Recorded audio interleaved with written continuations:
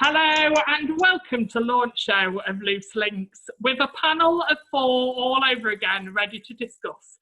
But this is the only place you don't have to wear a mask.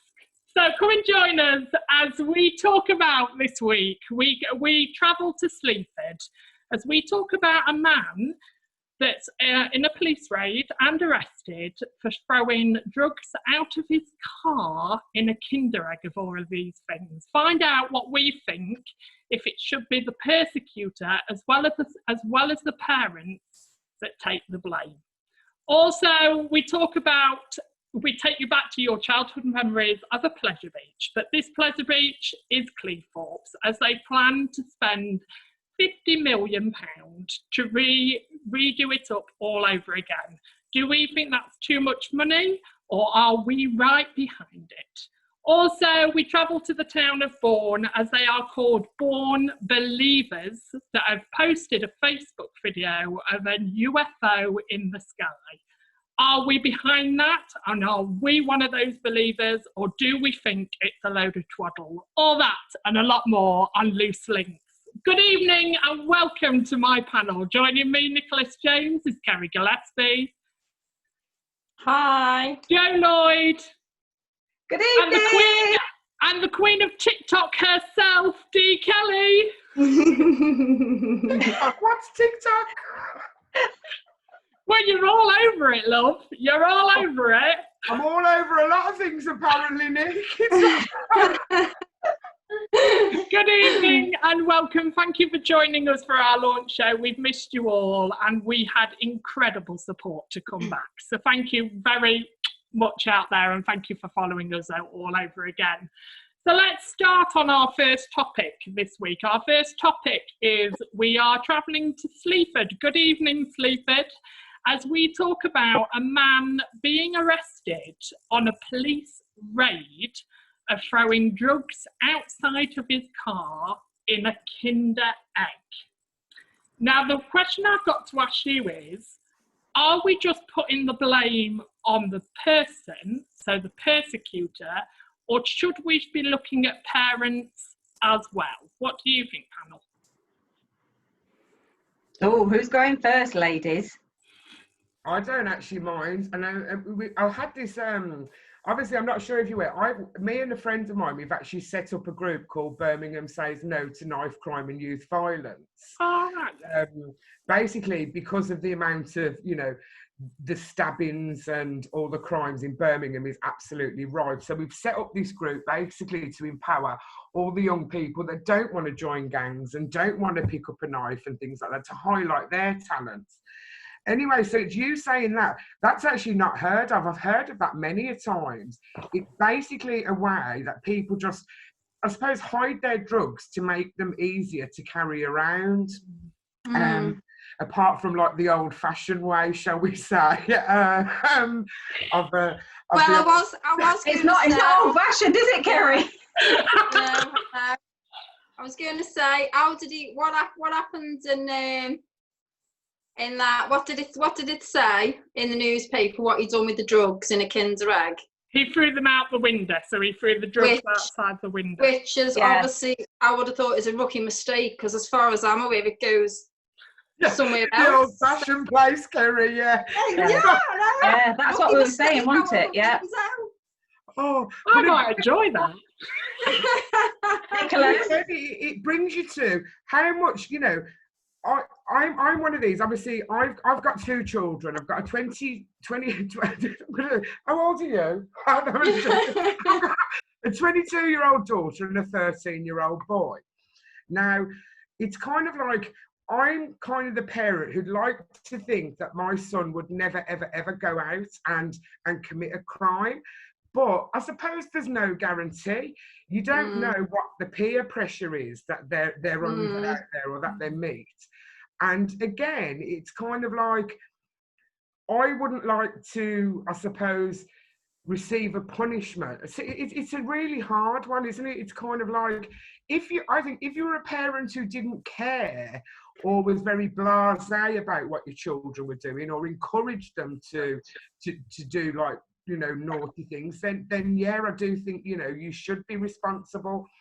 But it's such a wide area that I think you'd have to take into account personal circumstances, because I wouldn't be happy thinking that I'd brought my son up the right way for him to go out and do something and then for me to have to pay for his crime. Yeah, I agree with that as well. I think the lad in question is the thing in the paper, he was over 18, and to be honest, when someone's hit 18, the consequences are you dealt with as an adult. So I think it goes out the window a bit, wouldn't it? You pick the parenting of that child up until that point, because at 18 your class is being able to make those life choices. Yeah. And like Dee was just saying then about peer pressure, when you could be influenced very easily at that age, especially being a boy, you know, if someone's going to say, yeah, there's a nice tracksuit for you, or a nice pair of trainers, but do us a favour, I want you to do this for me. Well, if they're going to be influenced that way, you know, that's going to be really attractive to a young man, especially, you know, wants to be kind of rule the place, be the better lad out of a bunch, and you just think, well, that's the peer pressure, isn't it? They're being offered something to do something in return. And I suppose they do sequences of it half the time, or they do, but they still choose to ignore what could happen. And I think as well, it's really like along the lines, like county lines is massive at the moment. And the hierarchy in the county lines, they actually prey and groom children from 8 years old to you know, to carry drugs up and down the country. I mean, 9 times out of 10, you know, through our group we hear about it all the time. A lot of young children that are going missing have gone missing through being forced to travel and sell drugs in a completely different part of the country. And again, it's kind of like it would always be them that ended up getting caught, and not the people who groomed them to do it. And it's harsh, because, you know, it's like Kerry said, if you live in an area that's like poverty stricken and blah blah blah, and all of a sudden someone's offering you £150 for a pair of trainers that your parents can't get you, or that you've never had in your life. You know, so my question following that then is, and we had quite a big discussion about this last night, so it's turning, I'm pleased that we've chose this topic. My discussion is then, my question out there is, do you think prison is the right sentence? Because if people are getting lost in these worlds, and as you've all just said about, actually, if you've not had a very good lifestyle and you've not been brought up and you've not been taught right and wrong and all of that, and so it's almost like grooming, somebody almost coming up to you going, I can offer you this life, I can offer you these new clothes, but in return you do not speak about me if you get caught, if anything happens. And I think vulnerable people, very vulnerable people, are going to prison because it's a way out of their world. So is prison the right place? I don't think prison is always the right place. It just depends what background you come from. Have you been in a life of crime for a long time? Or whether, you know, you've just been pulled in by people that, like, say, you can get trainers, you can do this, you can do that.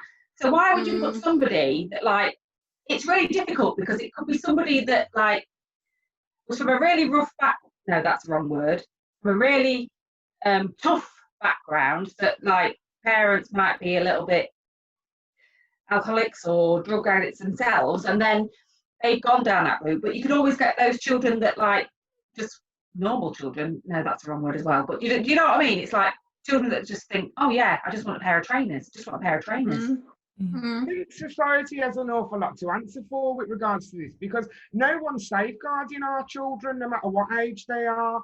And this is the problem. It's like, you know, you constantly hear about services, child services being cut.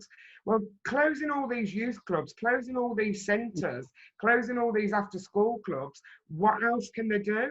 You know, you've still got to let them go out and play with their mates. And it's kind of like, you know, like my son and his mates, they, you know, they go down the park to play football.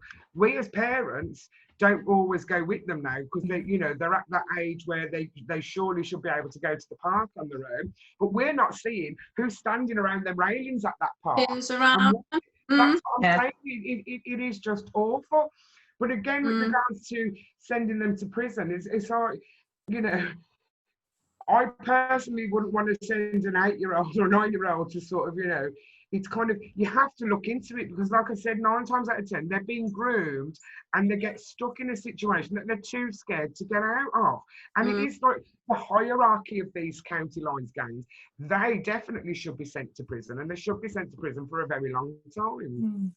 Well, we were discussing that yesterday, actually, because we were saying that somebody, we can't categorise everybody, so we can't say that everybody that deals with drugs and all of that are groomed and all of that. But I would say a high percentage of them are, especially if they don't have a very good life. And to me, I don't think prison's the right way, because if we take for example that we'll take a person that hasn't had a very good upbringing, that hasn't been taught right from wrong, and then has been shown this marvellous life that they can have, these clothes that they can wear, their stuff like that.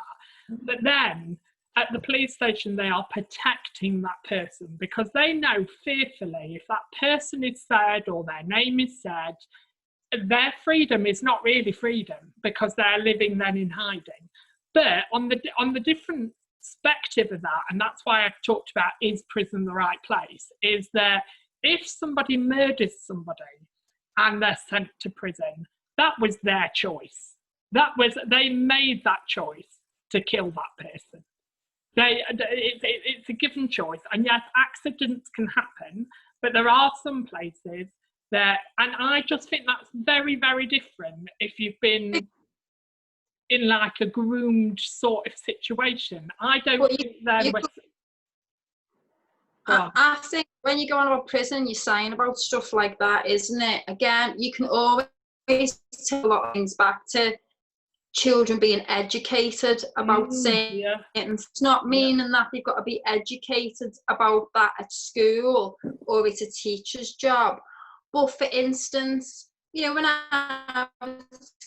if I remember, but you know, it's like, you know, sometimes you used to get police come to your junior school, or you used to have certain people coming in and give them talks. I mean, I don't know if that still happens now, but young ones need to know that they do have someone who they can trust to turn to actually say that. Police aren't going to be a great thing, or is it? Because if they have been groomed or they are doing stuff on behalf of other people, that's going to be drummed into them. That don't talk to the police don't trust the police, don't do that. There's got to be someone or a service there that children are made aware of and know about, for them to even make a call. You know, like they can ring up Childline, can't they? Certain things, but there's got to be something.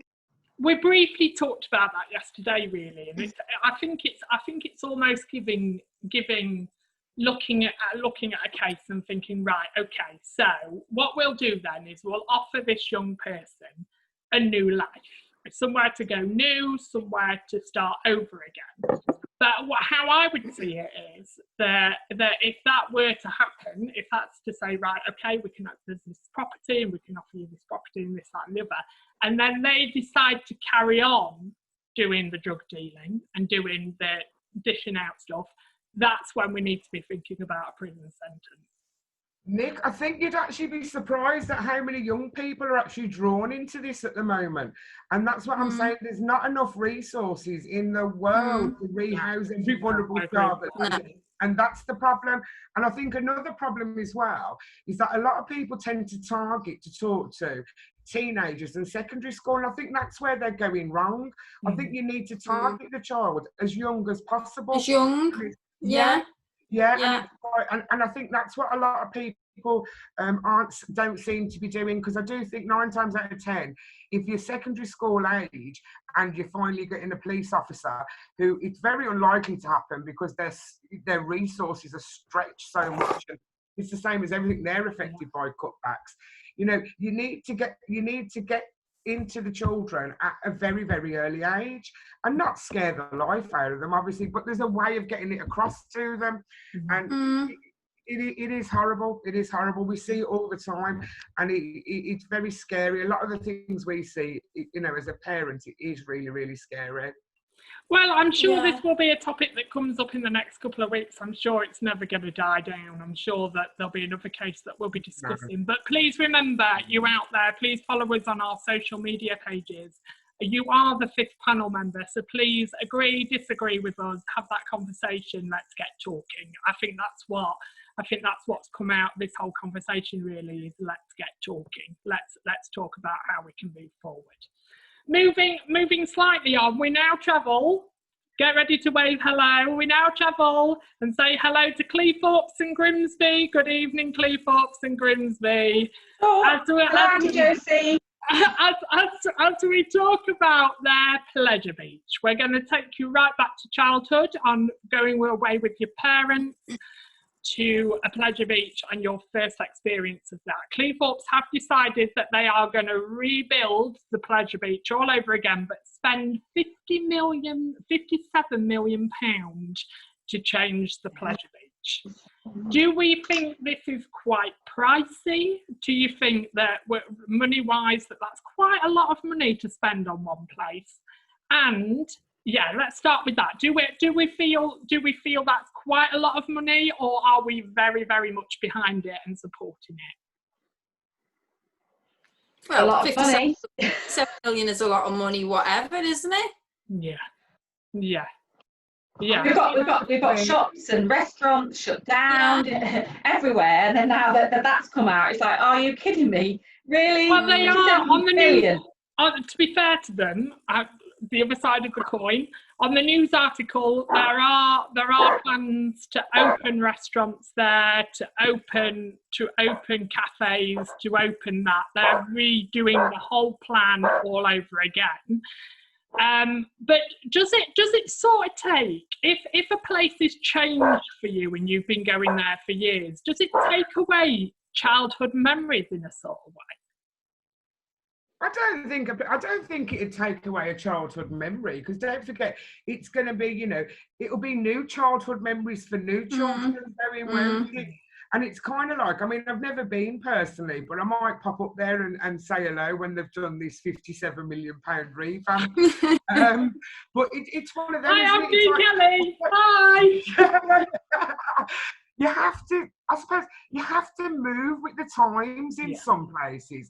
And I suppose, you know, a lot of the young people out there probably wouldn't be like, find the thrill seeker of a rickety old roller coaster. They want the speed, they want to be thrown at, you know, a million miles an hour up in the air and come back down. Not my cup of tea at all, but I suppose with regards to that, I suppose it's to, you know, generate, I suppose they would generate a lot of interest and probably a lot of money by more young people turning up there and visiting, and now it's been updated a little bit, I suppose. Well, the thing is, for me as well, I went to Cleethorpes last year, and to be fair, sorry Cleethorpes people out there, I think something does need doing like that, because Cleethorpes is dying. There's not a lot there anymore. It's not a place. I've never heard one of my parent friends ever say, I'm taking my children to Cleethorpes for the day. I usually hear about, oh, my son's gone on this camping trip and I've got to go to Cleethorpes. It's never really a place there. So actually, for Cleethorpes to decide, right, let's spend this much money on it, it might make it a popular destination all over again. It was when Fantasy Island was there. It was quite popular, but like I used to go years and years ago when I was a kid, and I didn't need Fantasy Island. I just needed the stuff on the, you know, on the front, a few arcades and a few rides. But, you know, kids of today, they need these massive rides all over the show. It's like, we don't actually need that, to be honest. Don't need it. But obviously that's what they feel. £57 million is a lot of money to spend. It is a lot of money, isn't it? That's what I was thinking. even if there's private companies or businesses, obviously, that are inputting a lot of that money, it's probably like how Cleethorpes, like any other seaside resort, used to be, bringing in a lot of money. Business might be putting 57 million in, but they might be looking at an output later on 10 years down and thinking, actually, we're going to make 157 million if we do this. Yeah. So it wouldn't be a case of they're putting that much money in to not make anything back. True. So Yeah. That's what I think. That's with anyway. And a personal question out there to all of you is: have you ever spent a lot of money on something and you've been frowned upon for spending that much money on an item? But definitely not 57 million pounds. No, not done that, would he? You know what I'm saying? It's all right. I frown upon my son who spends all the money on that bloody PlayStation thing. Do you know what? I've got to go with it. It's just a mad one, isn't it? It's all right. Well, I mean, no, because even like with everything that's gone on and stuff, I'm still very sort of like, you have to stay grounded, don't you? Do you know what I mean? It's like, I will, you know, I'll root round the supermarket and go, oh, look, the chicken breasts are on offer, or because it's just built into you, I suppose, isn't it? It's kind of like... Yeah. Definitely. I have made a mistake. I went my first holiday without my parents. I went with, I would say it was a neighbour. It was never a friend, but I went with a neighbour, and we went to the town of Benidorm. I love which I've was a complete new experience to me, and I'm not dissing Benidorm in any sort of way, but I don't think that I saw the real Benidorm, because to me it was. Oh, you didn't go down the strip, did you? With Sticky Vicky? No, I didn't, and it was ballroom dancing. It was a karaoke bar, or it was Sticky Vicky. Now, being a gay man, I'm really not interested in Sticky Vicky. The old town. legend. I'm really not interested at all in seeing Sticky Vicky. Trust me, Nick. But we decided. It was a warmer version of Blackpool than it was the real Benidorm. We decided to go on this planned trip on a hotel that the hotel had done, and it was to see a bed, of all things, to see a bed. And I was quite young. So I was 18, 19, and I was mesmerised by this bed. I was like, oh my word, and I was like talking to them, I need this bed. I need this bed. So I spoke to the people, I'm happy to put down £100, but it does need delivering to the UK. Well, I got back to my mum and dad, and they were like, I can't say it live on air, but you cancel that. You cancel that order now. There is no way you're having a new bed from Benidorm delivered to this house. Only you, Nicholas James.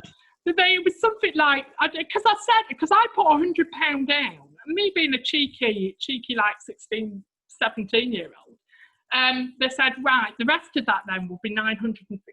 And I said, oh yeah, that'll be fine. My mum and dad will pay for that when I get home. Well, joking. You wouldn't have been walking back into my house, young man.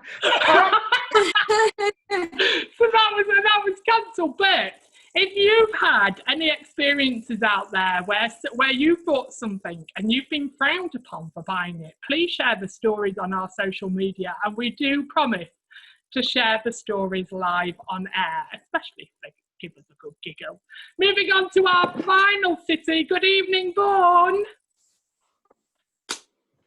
Evening, Bourne. Evening, Bourne. As we talk about the Bourne Believers. Now, I've never heard of these before until I read up the news article, but there's Bourne Believers out there that shared a Facebook video on a UFO in the sky, proving that they have seen outer world experiences, and they have seen it live with their eyes. Are we a believer? Do we love knowing about the outside world and what we can't really know is true or not? Or do we think this is a load of baloney? It's true. It's true. Oh, look at Dee. Yeah. True. It's true. Baloney. Do you know what my first thought was? As he picked up these drugs out the Kinder egg out this winter. And he's like, wow, man, I can see aliens. I was just thinking that. That's just what come into my head. I was thinking something a bit dodgy to this story. No, I don't know. I'm telling you, come on now, Kerry, honest to God. All you do is walk down the road. The cities are full of aliens. Do you know what I mean? It's like, no, there are. I do believe in outer. Well, of course, I believe in outer space because outer space is there, isn't it? That was just stupid. I meant the extraterrestrial. Is that how you pronounce it? E.T. is real. He is real. E.T.'s real. Yes. Is there a telephone number to the local crisis team? You? I'm telling you, all that love little aliens. It is little aliens. I'd like it to be real. Yeah, I'd love to have E.T. is, I'd love to see E.T. But are we intrigued? Are we intrigued as humans when it comes to like? Always. But when it comes to like haunted houses and being able to stay in haunted houses for the night. I don't believe in that. I don't believe in haunted. I don't believe in ghosts. No! What do you mean? I believe in modern humans. I believe in aliens and ghosts more than humans. It's because I've never seen anything, so I don't believe it. Oh, please? Dee, have you ever had an experience of being... Yes, someone tried to jump into my body once when I was on a charity. I was on in a haunted jail in Derby, I think it was. And you know, when you go in, it was like, and you know, we were with these sort of like spirit people who find on it. And honest to God, I've never cried so much in my whole life because a spirit did actually try and jump into my body and actually knock me back against the wall. Did you see the spirit? I felt it. Did you have alcohol? You see, if you've never felt it and you've never experienced it, it's really hard to think there is something out there. That's what I'm like. And I'm 48 and I have not seen or heard or done anything that I thought was like, oh, that's weird. I've got a year on you, Jo. Trust me. In this next year. Are you people? Don't scare me. Are you people? Because obviously I'm not going to diss UFOs at all because I'm a person that I don't need to see it to believe it. Obviously, I'm a Christian, so I don't need to see stuff to believe it. But is any of you out there, you will believe it if you see it sort of person? I've seen ghosts, but I've never seen a UFO, but I have seen a ghost. I have actually seen a ghost. Seen quite a few, to be fair, but I haven't seen an alien and I haven't seen a UFO, but I do believe they're out there. You do. You do.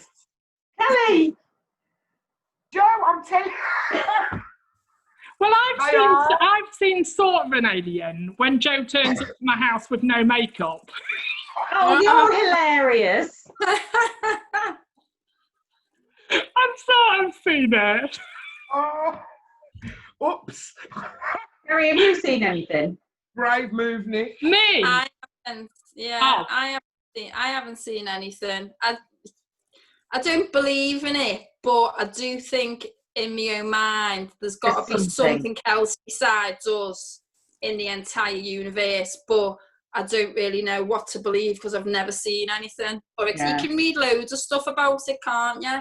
But I believe there's not just us, but I don't know what there is.